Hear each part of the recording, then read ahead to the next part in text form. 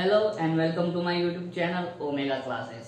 दोस्तों आज हम पढ़ने वाले हैं क्लास 12 के न्यू सिलेबस का जो करंट इलेक्ट्रिसिटी चैप्टर है उसका फर्स्ट पॉइंट जिसका नाम है किरचॉफ्स लॉज। किरचॉफ्स के लॉ दो है, एक है करंट लॉ, दूसरा है वोल्टेज लॉ। लेकिन किरचॉफ के लॉ पढ़ने से पहले हमें इलेक्ट्रिकल सर्किट के बारे में थोड़ा बहुत जानकारी होना चाहिए। उसकी जो छोटी छोटी डेफिनेशन है वो हमें समझ में आना चाहिए। वो अगर समझ में आ गई तभी हम क्या पढ़ सकते हैं, किरचॉफ के लॉज पढ़ सकते हैं। तो चलिए आज का वीडियो शुरू करता हूँ। अगर आपको वीडियो अच्छा लगता है तो वीडियो को लाइक करना, वीडियो को शेयर करना और चैनल को सब्सक्राइब जरूर कर देना। तो चलिए किरचॉफ का लॉ आज पढ़ते हैं। आज हम पढ़ने वाले हैं किरचॉफ का करंट लॉ। इसके लिए क्या क्या चीजें हमें मालूम होनी चाहिए वो मैं आपको बताता हूँ और एक एक करके उनकी डेफिनेशन भी हम पढ़ने वाले हैं। पहली चीज हमें लगेगी वो है इलेक्ट्रिकल नेटवर्क क्या होता है। इलेक्ट्रिकल नेटवर्क, देखो हमने बहुत सारे इलेक्ट्रिकल कंपोनेंट्स के बारे में पढ़ा है।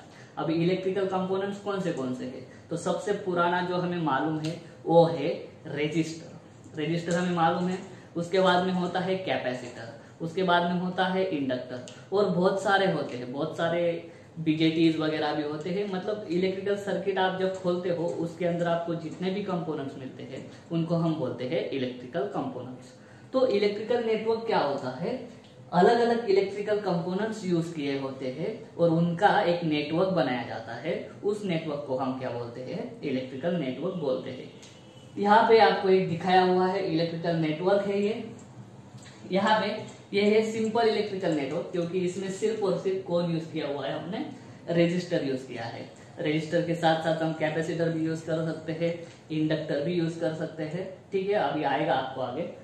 ठीक है, ये है सिंपल इलेक्ट्रिकल नेटवर्क। इसमें क्या होता है, ये जो रेजिस्टर्स है इनको बोलना इलेक्ट्रिकल कंपोनेंट्स। ठीक है, और कोई भी इलेक्ट्रिकल नेटवर्क जो है वो सिर्फ इसके रेजिस्टर, कैपेसिटर और इंडक्टर की वजह से नहीं चलेगा।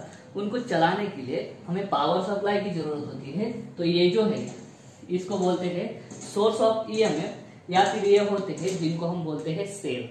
जिनको हम क्या बोलते हैं, सेल या बैटरी। ये पॉजिटिव टर्मिनल है, निगेटिव, ये पॉजिटिव टर्मिनल है, निगेटिव टर्मिनल। ठीक है, तो इलेक्ट्रिकल नेटवर्क क्या होता है, इसमें दो चीजें होती है। एक होती है डिफरेंट डिफरेंट इलेक्ट्रिकल कंपोनेंट्स और उन इलेक्ट्रिकल कंपोनेंट्स को चलाने के लिए पावर सप्लाई। पावर सप्लाई मतलब क्या, हमारे जो बैटरीज होती है, सेल्स होती है, उन सारों का मिलकर एक सर्किट बनता है। उस सर्किट को हम बोलते हैं इलेक्ट्रिकल नेटवर्क। तो ठीक है, इसकी डेफिनेशन क्या बनेगी, द नेटवर्क और circuit consisting of different electrical components। अब इलेक्ट्रिकल कंपोनेंट्स में कौन कौन आ गया, रेजिस्टर आ गया, कैपेसिटर आ गया, इंडक्टर आ गया जिसको एल से डिनोट करते हैं। Different electrical components and power supply. Power supply एक से ज्यादा भी हो सकते हैं, जिसको हम बोलते हैं EMFs, electromotive forces. And power supply और ईएमएफ बोलने से अच्छा है source of EMFs is called electrical network. अगर इलेक्ट्रिकल नेटवर्क की डेफिनेशन पूछी गई आपको तो क्या लिखना है, एक ऐसा नेटवर्क, एक ऐसा सर्किट जिसमें क्या होता है, इलेक्ट्रिकल कंपोनेंट्स होते हैं और इलेक्ट्रिकल कंपोनेंट्स को चलाने के लिए जो पावर सप्लाई होता है वो भी हमें उस सर्किट में डालना पड़ता है। तो क्या है, इलेक्ट्रिकल कंपोनेंट्स और different power supply. Power supply यानी सिंपल सेल, सेल को हम बोलते हैं source of EMF, source of electromotive force. ठीक है, तो वो उनकी ये सब की जो डिफाइनाइट मैनर में हम इसको क्या करते हैं, कनेक्ट करते हैं, उससे क्या बनता है, इलेक्ट्रिकल नेटवर्क। और अच्छे से कैसे बनाएंगे definition, the network consisting of different electrical components and power supplies और sources of EMFs connected in definite manner, connected in definite manner is called as electrical network. तो ये है इलेक्ट्रिकल नेटवर्क। उम्मीद करता हूँ फर्स्ट डेफिनेशन आपको समझ में आ गई होगी। अभी दूसरी डेफिनेशन है जिसका नाम है जंक्शन। जंक्शन का जनरल मीनिंग हमें मालूम है, जो जनरल मीनिंग है उसी से डेफिनेशन बनाओ। अभी जंक्शन क्या होता है, और जंक्शन को एक और नाम होता है जिसको हम बोलते हैं नोड। जंक्शन को एक नाम और है, उसका नाम है नोड। नोड मतलब क्या, इस इलेक्ट्रिकल नेटवर्क में कोई भी एक ऐसा पॉइंट, इस इलेक्ट्रिकल नेटवर्क में कोई भी एक ऐसा पॉइंट जिसपे कम से कम दो या फिर दो से ज्यादा कंडक्टर्स एक दूसरे को मीट होते हैं। अभी कंडक्टर्स मतलब क्या, सिंपल वायर, ठीक है। ये सर्किट ठीक से समझो, एक वायर है, ये दूसरी वायर, ये तीसरी, ये चौथी, ये पांचवी, ये छठी, ये सातवीं। कितने वायर है इसमें, 7 वायर है। तो एक यहाँ पे एक नाम दिया है, ए नाम दिया है। ये एक पॉइंट है, ए एक पॉइंट है, जिस पॉइंट पे देखो इधर से एक वायर आ रही है, इधर से एक वायर है और नीचे जाने वाली एक वायर है। तो इस पॉइंट पे कितने कंडक्टर्स एक दूसरे को मीट हो रहे हैं, 3 कंडक्टर्स एक दूसरे को मीट हो रहे हैं, ज्वाइन हो रहे हैं। तो इस ए पॉइंट को हम क्या बोलेंगे, ए पॉइंट को बोलेंगे जंक्शन या फिर नोड। उसी तरह से ए पॉइंट भी नोड हो सकता है, ए भी हो सकता है, क्योंकि देखो इस पॉइंट पे ए एक कंडक्टर है, ए एक कंडक्टर है, इस पॉइंट पे ए एक कंडक्टर है, ए एक कंडक्टर है। बी को भी नोड बोल सकते हैं, इस लास्ट वाले को भी बोल सकते हैं, इस लास्ट वाले को भी बोल सकते हैं, ठीक है। ये सारे क्या हो गए, नोड्स हो गए। तो नोड्स की डेफिनेशन कैसे बनेगी, any point in electrical network at which two or more conductors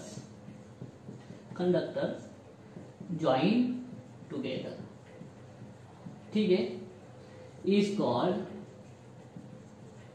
junction or node। बनेगी any point in electrical network eight विच 2 और मोर कंडक्टर्स, 2 या उससे ज्यादा कंडक्टर्स एक दूसरे को क्या होंगे, ज्वाइन होंगे। ए बी ये सारे जो लाल लाल से इंडिकेट किए हैं वो सारे पॉइंट्स क्या है, वो सारे पॉइंट्स है जंक्शन, ठीक है। अभी आगे का डेफिनेशन है जिसको है हम बोलेंगे लूप, जिसको हम बोलेंगे लूप। अभी लूप मतलब क्या, लूप मतलब होता है closed conducting path, closed conducting path, बस हो गया। लूप मतलब क्लोज कंडक्टिंग पाथ। अभी मैं बता देता हूँ, देखो ये है एक सर्किट इलेक्ट्रिकल नेटवर्क, इसमें कितने लूप है, इसमें 3 लूप है। कौन से मैं बताता हूँ। ए से स्टार्ट करेंगे, ठीक है, ऐसा आएंगे, ऐसा वापस ए तक। क्लोज कंडक्टिंग पाथ, क्लोज मतलब बंद, कहाँ से भी खुली नहीं होना। तो ए से स्टार्ट करेंगे, ए से यहाँ तक आएंगे, यहाँ तक जाएंगे, बी तक आएंगे, वापस ए तक। तो ये जो एक पूरा क्लोज पाथ बन गया, ये क्लोज पाथ ही को क्या बोलेंगे, हम लूप बोलेंगे। दूसरा क्या हो जाएगा, ए से लेके ऐसा जाएंगे, ऐसा वापस है। तो ये जो पूरा क्लोज पाथ बन गया, इस क्लोज पाथ को ही हम क्या बोलेंगे, लूप बोलेंगे, ठीक है। लूप को और दूसरा नाम है जिसको हम बोलेंगे मेश। लूप का दूसरा नाम है मेश, MESH, ठीक है। और तीसरा लूप कैसे बनेगा, यहां से स्टार्ट करना है, ठीक है, यहां से स्टार्ट करेंगे, यहां से यहां तक जाएंगे, यहां तक जाएंगे, यहां तक जाएंगे, यहां तक जाएंगे, ठीक है। तो इस इलेक्ट्रिकल नेटवर्क में कितने लूप है, तो 3 लूप है। कौन से, एक छोटा वाला लूप, एक दूसरा छोटा वाला लूप और एक तीसरा वाला बड़ा वाला लूप।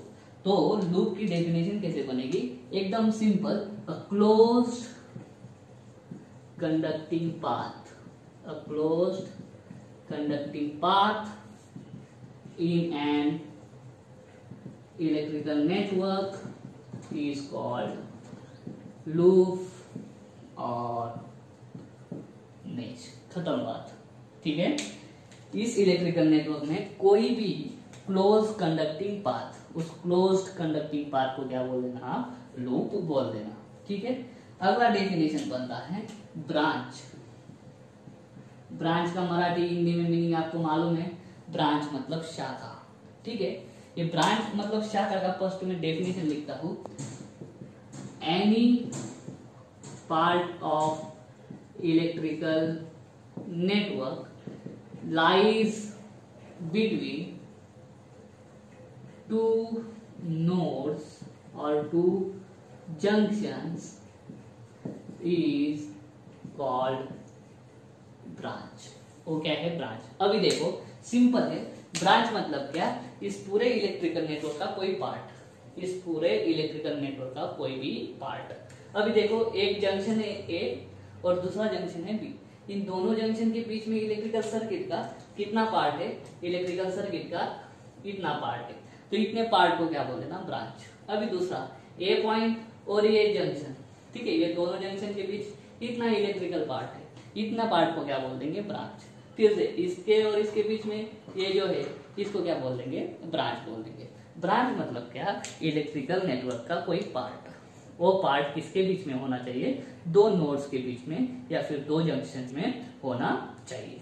तो ये जो चार डेफिनेशन है, electrical network, junction, loop and branch, ये चार डेफिनेशंस आपको किरचॉफ का लॉ समझने में मदद करने वाले हैं। ठीक है, तो हम पहला लॉ स्टार्ट करते हैं अभी, जिसका नाम है किरचॉफ का करंट लॉ, या फिर उसका दूसरा नाम है, इसी को दूसरे नाम से बुलाते हैं किरचॉफ का जंक्शन लॉ। किरचॉफ दोस्तों, किरचॉफ का करंट लॉ जो है वो बहुत ही ज्यादा सिंपल है, कुछ नहीं है इसमें, सिर्फ आपको समझ में आना चाहिए और समझने को भी आसान है। किरचॉफ क्या बोलता है? किरचॉफ बोलता है कि the algebraic sum of all currents at any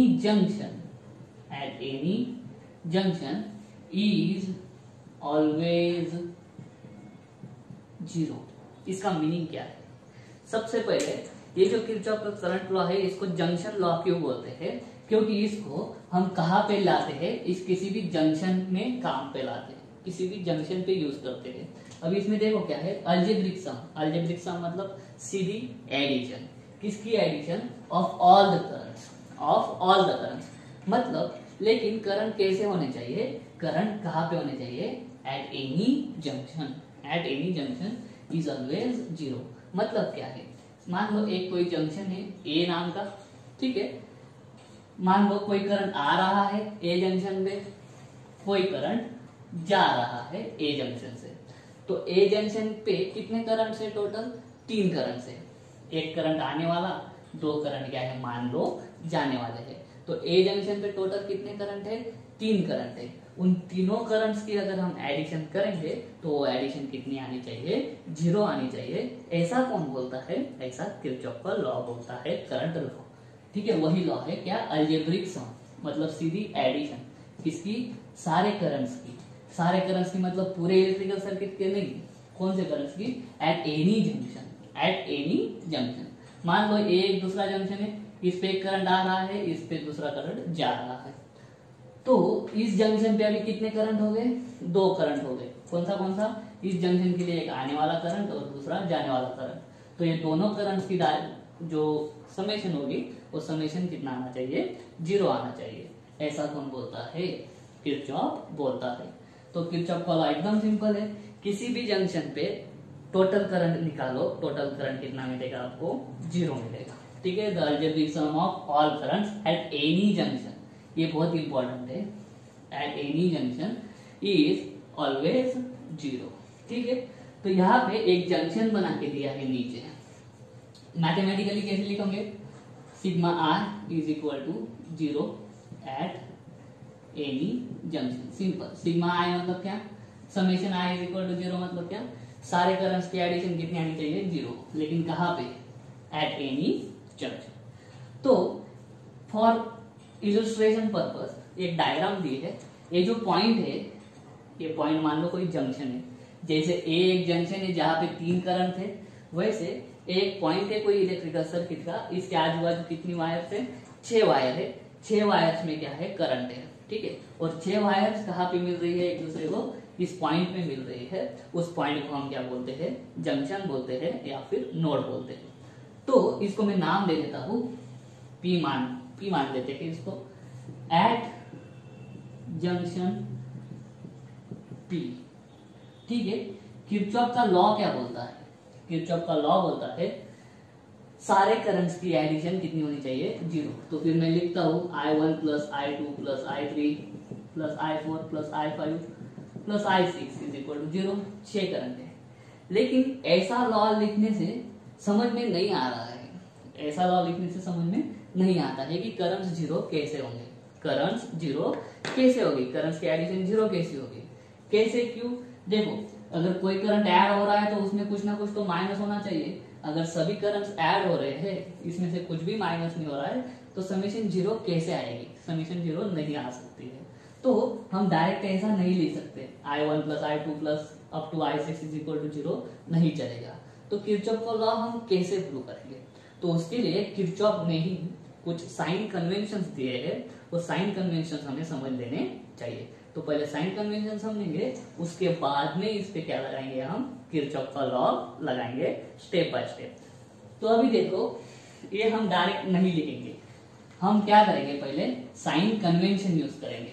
तो साइन कन्वेंशंस क्या है, साइन कन्वेंशंस दो ही साइन कन्वेंशन है, एक है करंट अराइविंग एट जंक्शन, उसको क्या मानना, पॉजिटिव मानना।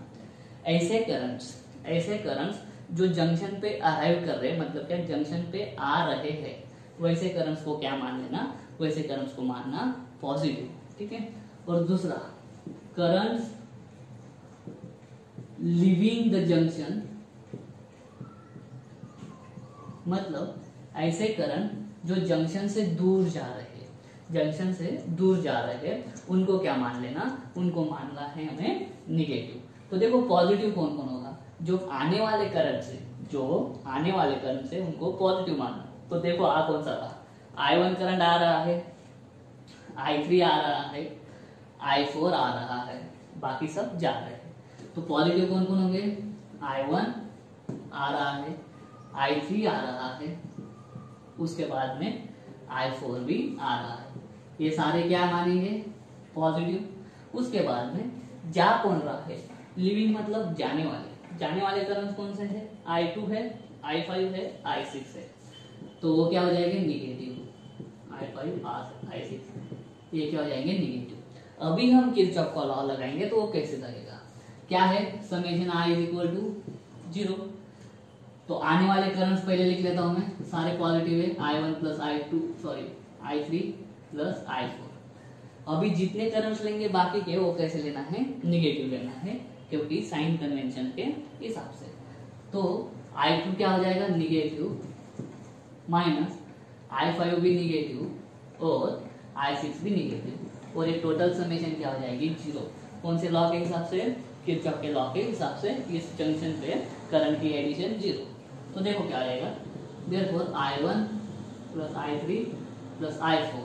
अभी मैं क्या करता हूँ, माइनस साइन कॉमन निकाल लेता हूँ, minus I2 plus I5 plus I6 is equal to zero.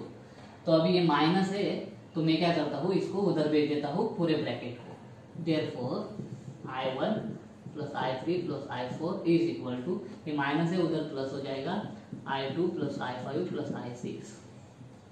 अब इसको ठीक से देखो, I1 plus I3 plus I4, आने वाला, मतलब इधर का क्या है, इधर का है total incoming current. Total incoming current मतलब जंक्शन की तरफ आने वाला करंट, जंक्शन की तरफ आने वाला करंट। आगे देखो I2 जाने वाला, I5 जाने वाला, I6 जाने वाला। तो I2 plus I5 plus I6 क्या हो गया, टोटल जाने वाला करंट, टोटल आउटगोइंग करंट। तो इसके हिसाब से हम क्या लिख सकते हैं, किरचॉफ लॉ एकदम सिंपल लिख सकते हैं, at any junction total incoming current is equal to total outgoing current. ये भी हम आराम से लिख सकते हैं, किरचॉफ लॉ अगर पूछा तो। किरचॉफ लॉ का तो हम ये भी स्टेटमेंट लिख सकते हैं और ये स्टेटमेंट लिखा तो भी चलेगा। लास्ट स्टेटमेंट कैसे होगा, at any junction total incoming current is equal to total outgoing current. ठीक है, तो दोस्तों ये था हमारा किरचॉफ्स करंट लॉ। उम्मीद करता हूँ आपको समझ में आ गया होगा। अगर ऐसा है तो वीडियो को लाइक करो, वीडियो को शेयर करो, चैनल को सब्सक्राइब जरूर कर देना। मिलता हूँ मैं आपको अगले वीडियो में। अगले वीडियो में हम देखेंगे किरचॉफ का वोल्टेज लॉ। तब तक के लिए जय हिंद।